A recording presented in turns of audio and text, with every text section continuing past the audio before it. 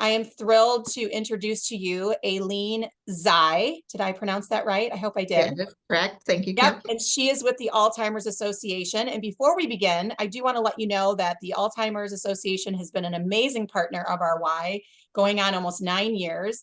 We are thrilled to always have them on this series. And this year, I believe we're doing a series of 3 talks. So there will be actually, I think we did a press release on it. It was in the paper. So if this is a great series for you, please come back for the other 2, which will be later in the year. So with that introduction, Aileen, I'm going to give you the stage. Thank you so much, Kim. And yes, we're so happy to be here today. Our mission at the Alzheimer's Association is a world without Alzheimer's and dementia, and we're working so hard to move forward with research and treatment. And our goal in our area is to provide education such as this to the community in hopes that we can raise awareness and just provide that support for those who are not only living with Alzheimer's, but those that are caregiving for them. So today we're going to have a discussion about effective communication strategies. And what we're going to kind of talk about is that communication is not just talking to each other as we might think. It's using all of the 5 senses. It's, kind of paying attention to our tone of voice and things like that when we're working with those that we're caring for, to try to help keep those lines of communication open. So we're going to go ahead and listen to our community educator by the name of Mindy. She has recorded this presentation, and then afterwards we're going to go ahead and have a question and answer session. So if there's anything that you kind of think of along the way as you're listening to the presentation, go ahead and write it down or just keep it in your memory bank, and then we can go ahead and talk about that afterwards, okay? And if you'd like to send things through the chat, feel free to do that also. So if everyone's ready, we're going to go ahead and start our presentation.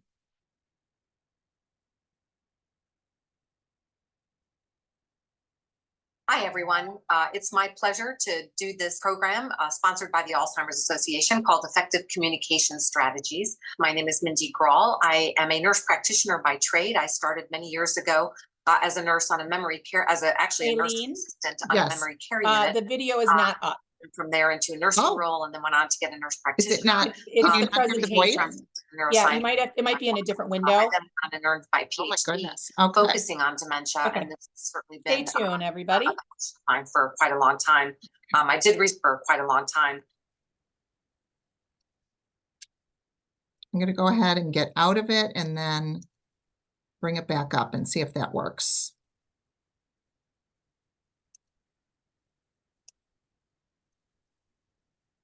Just so you all know, Aileen is filling in for our normal person because she is sick today. So just bear with us with some of our little hiccups. It's the presentation again. Yep. Okay, so let's see.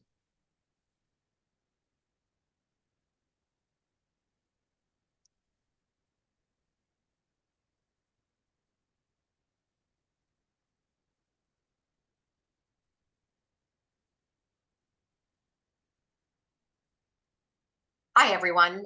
It's my pleasure to do this program sponsored by the We can hear it, but there's no video. Is there supposed to be a video? Well, you'll just see this slide right now, and then it'll advance. Got it. Okay, sounds good. I was actually a nursing assistant on a memory care unit, and then grew from there into a nursing role, and then went on to get a nurse practitioner degree and practiced in the neurosciences for quite a while. I then went on and earned my PhD focusing on dementia, and this has certainly been a passion of mine for quite a long time.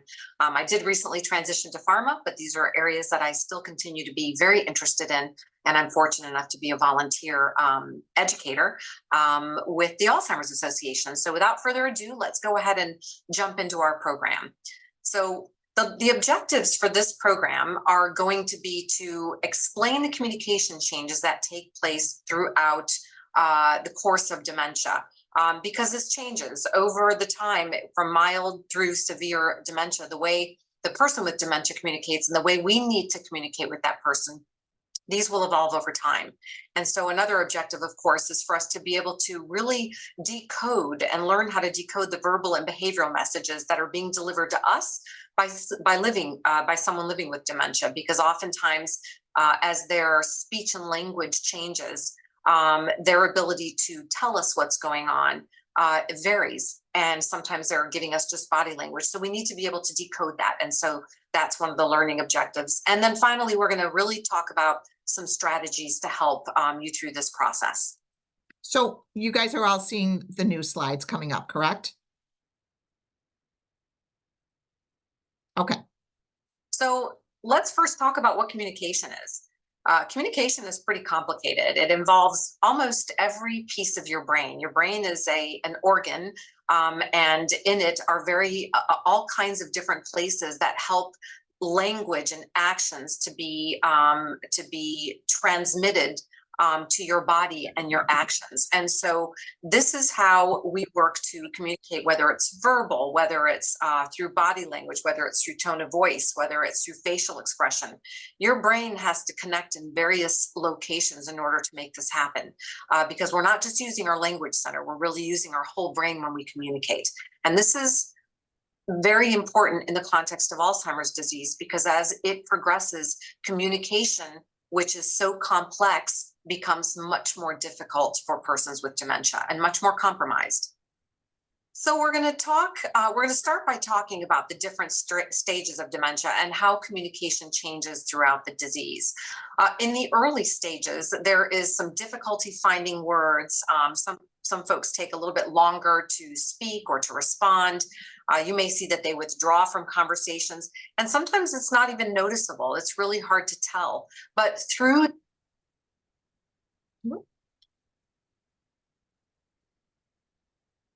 this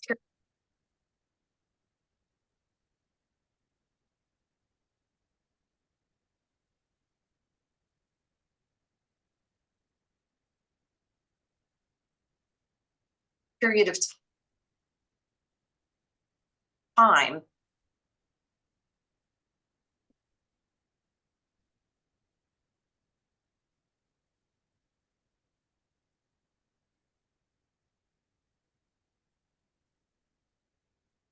Okay, we apologize. There's a little bit of buffering going it on. becomes hard.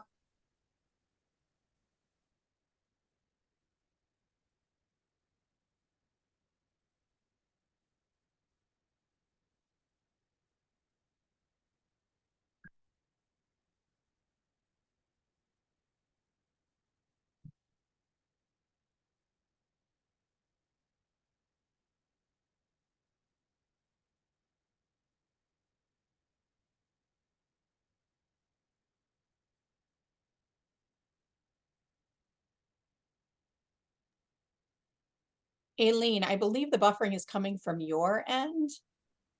But I'm going to check with our tech and see if it's coming from our end, but it shouldn't be from our end. Okay, sounds great. Okay.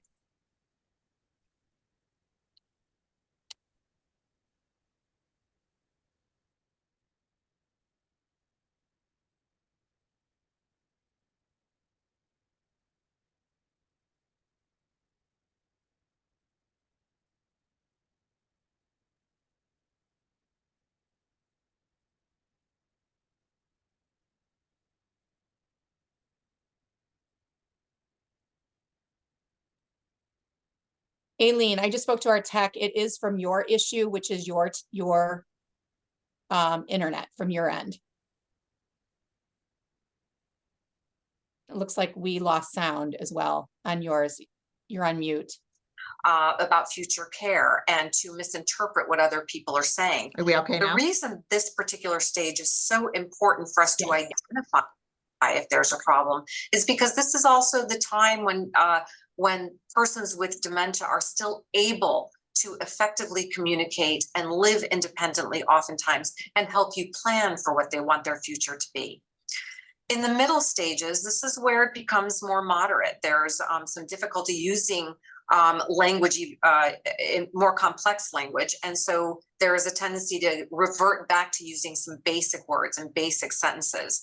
And the person with dementia may start relying more on the tone of voice and facial expressions. And it's important for us to know that so that we know how to communicate with them, so that we're sure to use body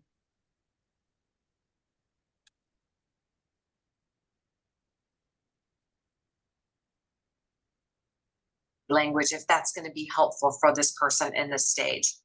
By the time we move to the late stages, this is where it certainly gets more complicated, and we're really going to have to tune into what the other person is trying to say through their behaviors and through some language difficulties that they're having in expressing language. There may be fear, there may be phrases that they use, and there may be other ways to communicate with them that they can revert back from their earlier times. And so we have to draw on that. We may have to use body language and use the senses. So let's go in a little bit deeper.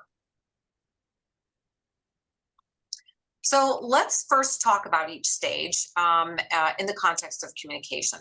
And here's some changes that you might notice in the early stages. So difficulty finding the right words. And the challenge in the early stage is that sometimes it can be confused for what a normal sign of aging is. So we all have those tip of the tongue moments, and they're natural. And there's actually studies out there to show how many tip of the tongue moments you have as we get older through the years. But there's also a tipping point to where finding the right words becomes more problematic than just simply a normal sign of aging. And especially when someone can't recall the word later in the sentence. Most of us, when we're talking, we can forget a word and then we're able to bring it back. And in cases of dementia, even in early dementia, that is a little bit more of a challenge. It also takes longer to speak and respond. We may see that folks are starting to withdraw from conversations. When it's harder to communicate, it's not as comfortable.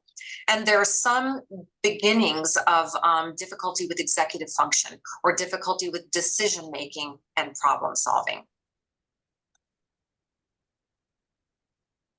So how do we connect to folks in the early stages? So there are some tools that we can use. One, we can certainly ask directly for the person, especially at this stage when there's still really good communication, a lot of independence. What's the best way to communicate with you? What can I do to make communication easier for you? Do you want me to sit with you? Do you want me to help you retrieve words if you have difficulty? So we can kind of get a feel for what this person would like as far as communication is concerned and how we can help. We can also keep sentences clear and straightforward. We can leave plenty of time for conversations and recognize that it may take this person a little bit longer to process what we're saying. So we just have to leave time for them to answer and time for the conversation. And we always want to include the person in the conversation, especially when this conversation is about him or her, because they want to be included. And talking about someone can be very uncomfortable, especially for that person when they recognize that it's them we're talking about. Other things to keep in mind in the early stages is we shouldn't make assumptions. We shouldn't make assumptions that they can communicate or that they're understanding what is going on. We shouldn't make assumption that about how this disease or how Alzheimer's disease or dementia is affecting this person. We really need to communicate and find that out. We need to speak directly to the person. So eye-to-eye contact is always wonderful because it always helps us to connect and bond, but they also know that you're present and paying attention. And we want to communicate in the way that is most comfortable. Is it going to be phone? Is it going to be email? Or is it going to be in person? The key here is to remember that this will evolve over time. What the person can do by email and text right now may not be what they can do in the future, because as language becomes more compromised, so does the ability to read and to interpret what is in an email or a text. So these are all things that we need to figure out and be ready to evolve as time goes on. And very importantly is we have to laugh together. Laughter is a bonding mechanism. It brings us together. And sometimes it also helps us deal with struggles. And so that's really important. And certainly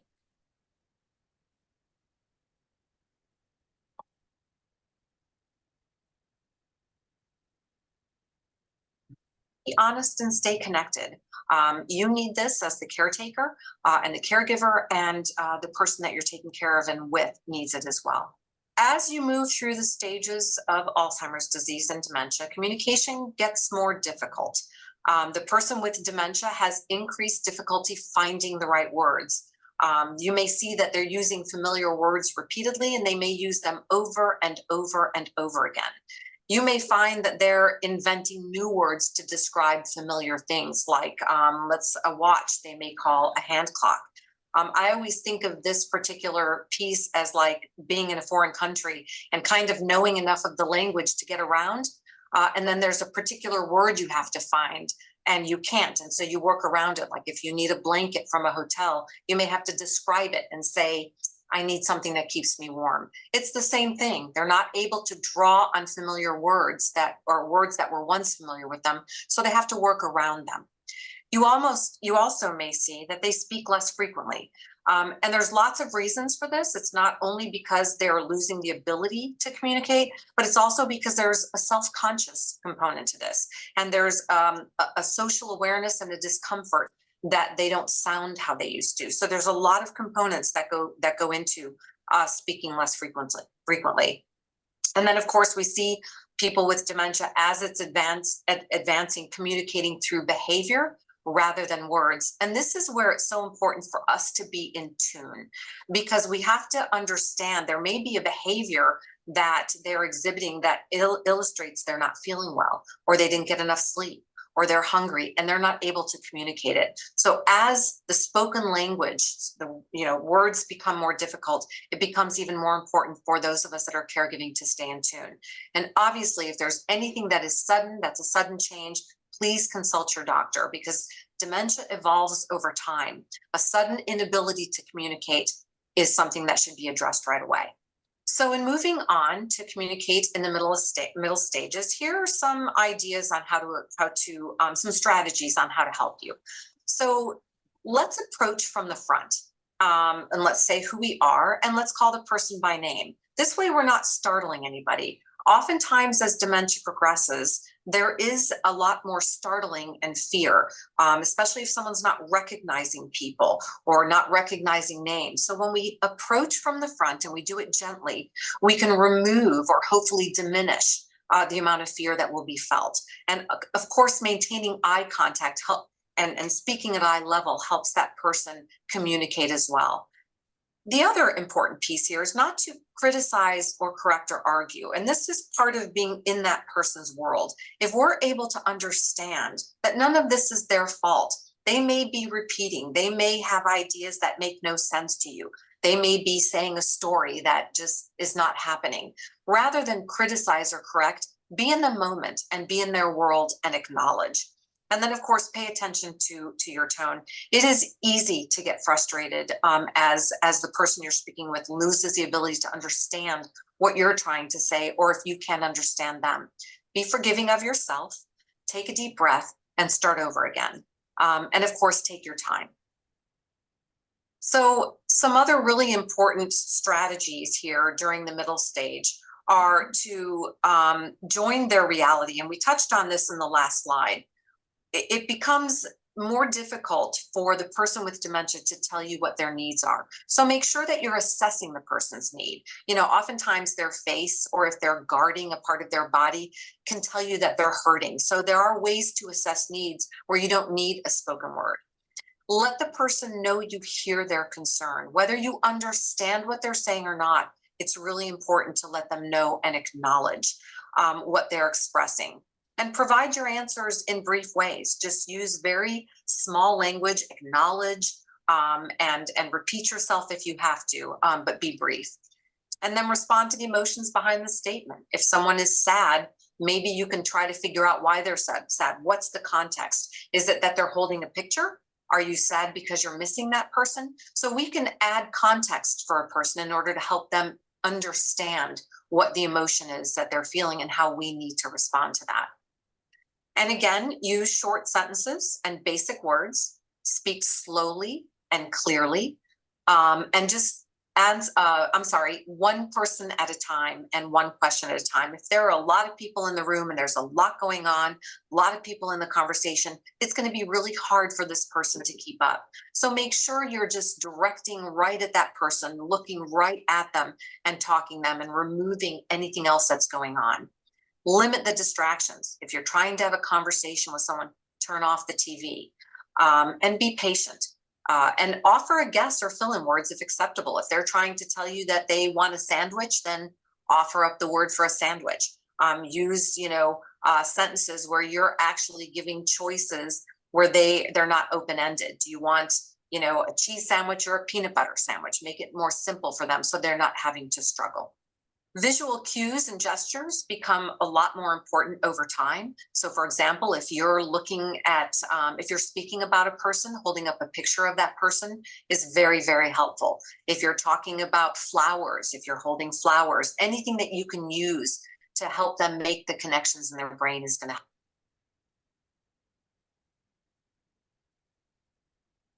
be helpful.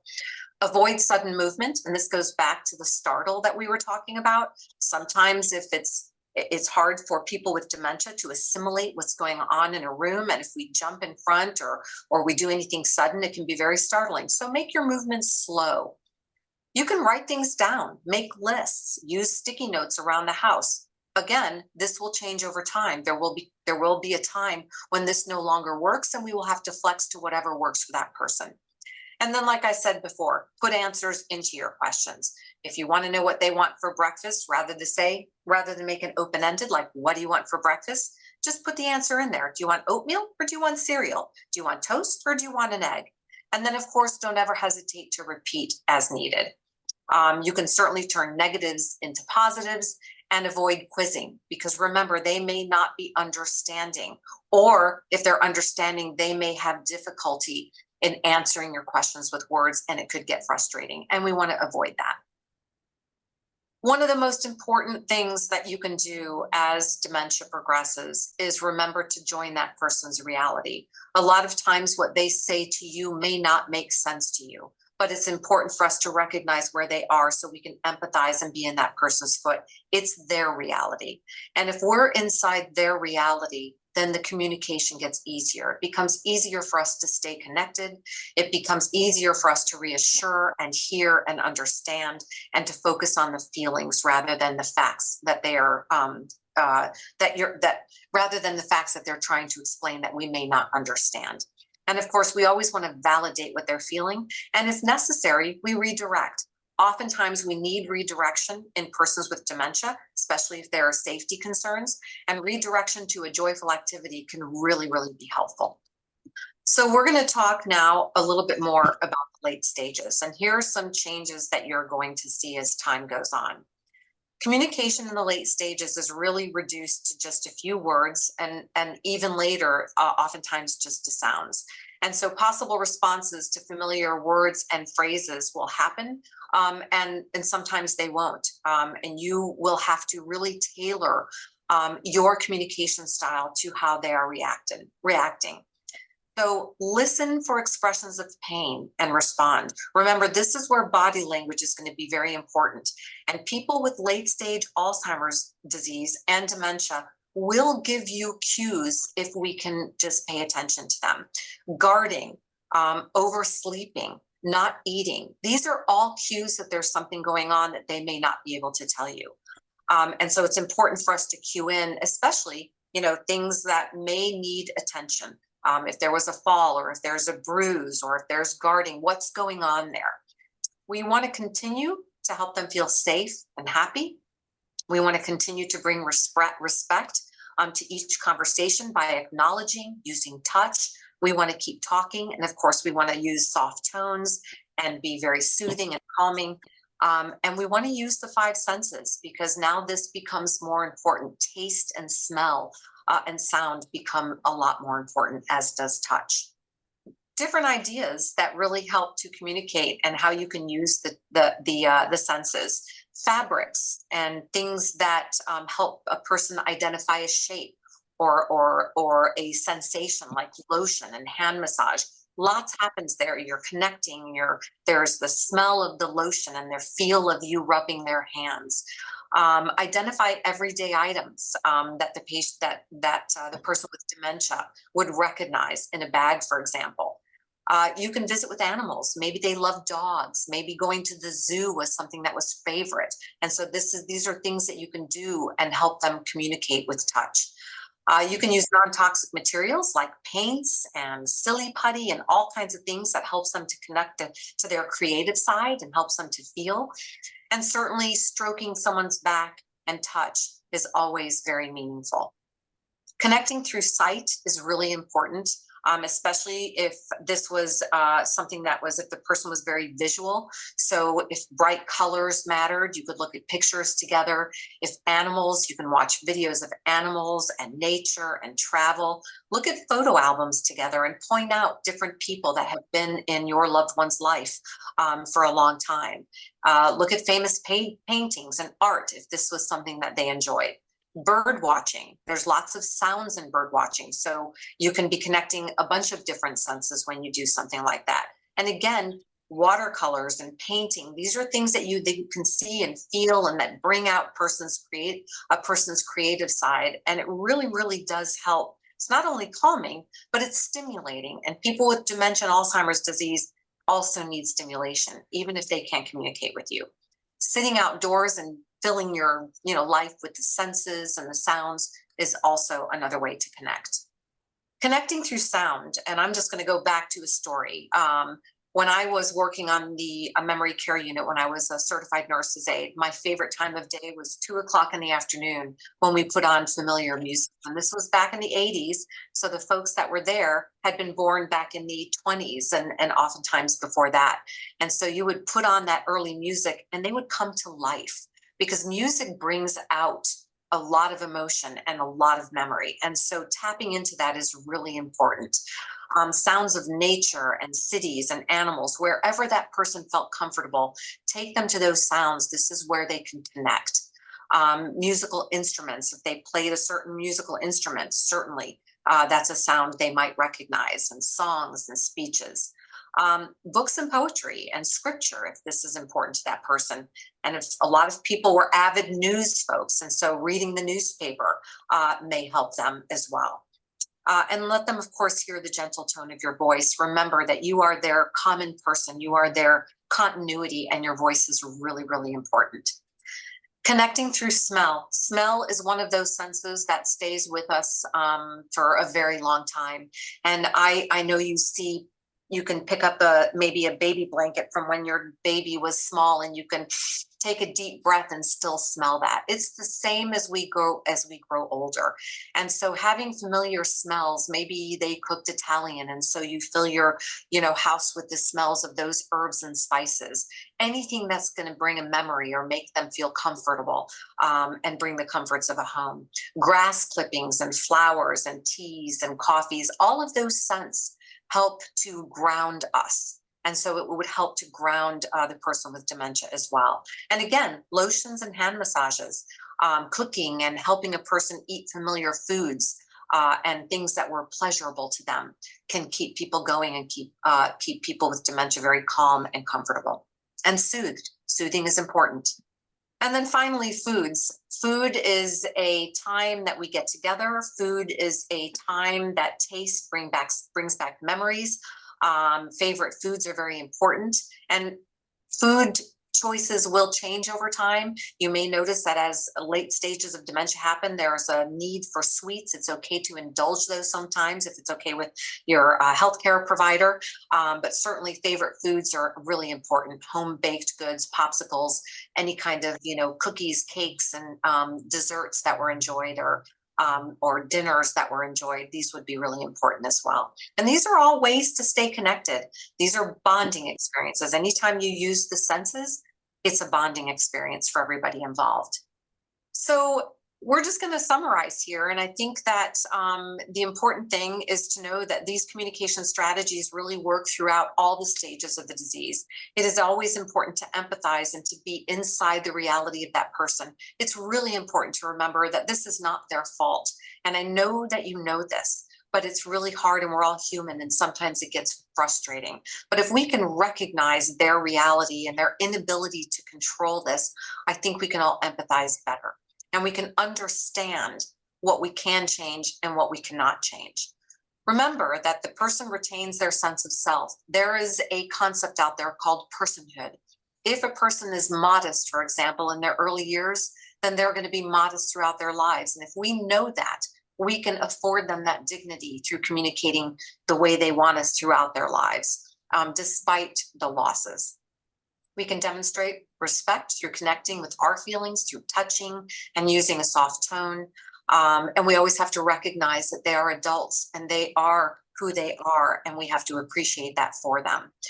We have to decode their communication. So as time goes on, we have to rely less on verbal communication and more on what they're showing us and what they're telling us.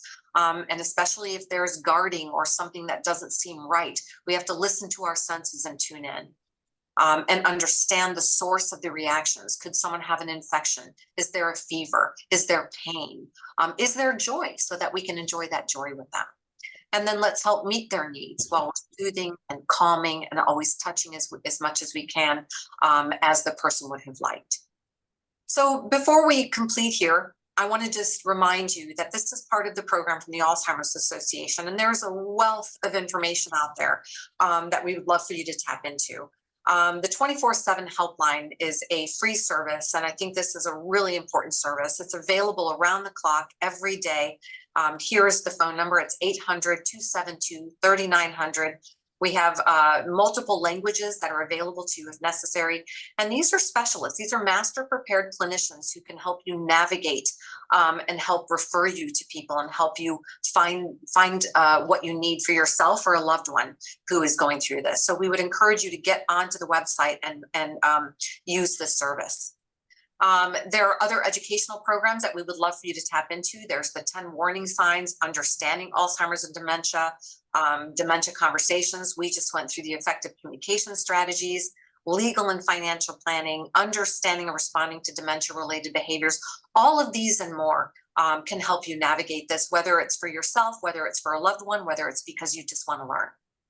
And then, of course, there is a community resource finder, and that's also on the website. It helps you to find programs and events that are local that you can tap into. What you need, you might need care at home. They can help you tap into those services, community services. There's lots of things that you can tap into if you go to the resource finder. And then, of course, we always want you to stay connected. And here are ways, if you go to the allsconnected.org, that you can find some forums and ways to connect with people living with the disease and caregivers, friends and family members, and other people who are going through the same thing.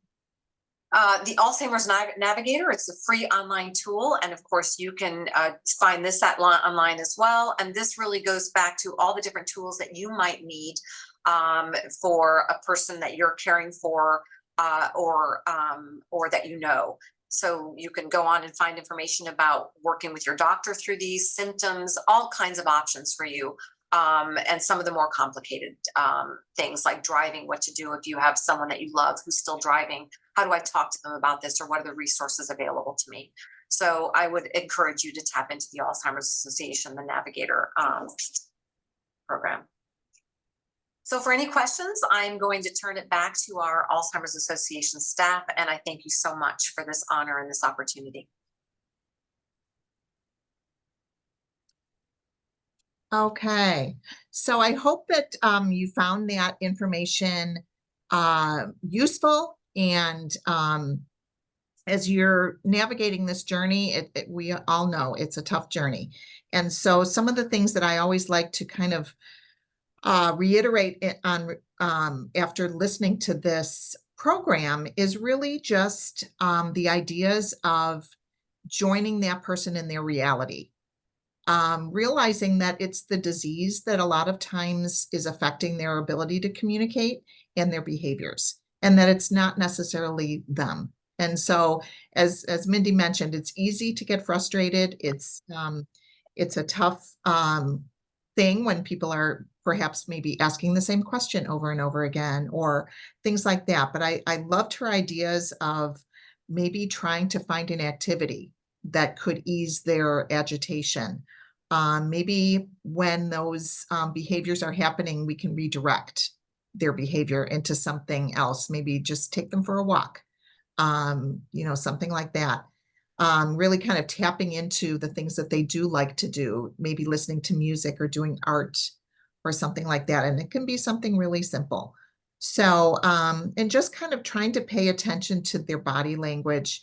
As Mindy also mentioned, they may have some pain that they're experiencing that they can't quite verbalize, but it might take a little investigating on your part to figure out maybe why they're acting a certain way, or saying something that is maybe unusual. It may just be that they're in pain. We always suggest too, is there, maybe are they hungry? Are they thirsty? It could be something so simple as that. And just sort of kind of finalizing it by saying, just, letting them know that you're there with them and understand is so important to them, and so important for you to kind of keep those lines of communication open.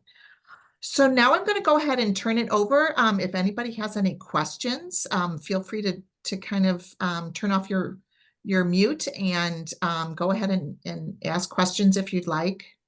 I'll go ahead and try to answer those for you.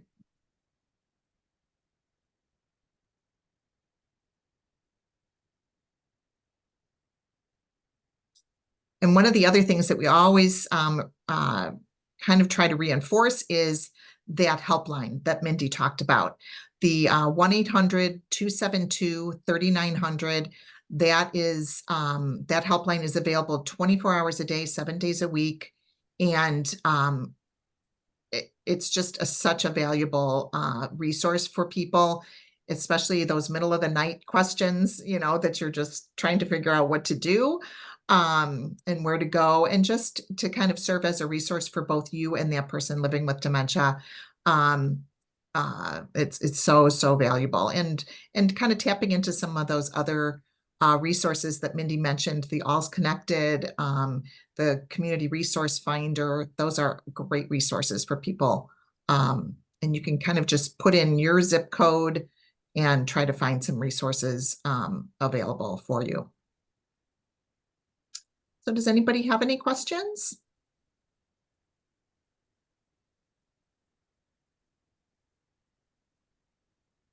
Doesn't look like we have any questions.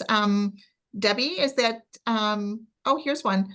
Okay, just thank you. And I appreciate the thank you, and I thank you for all coming today. I think this has been a great resource, and we look forward to our other 2 sessions with you.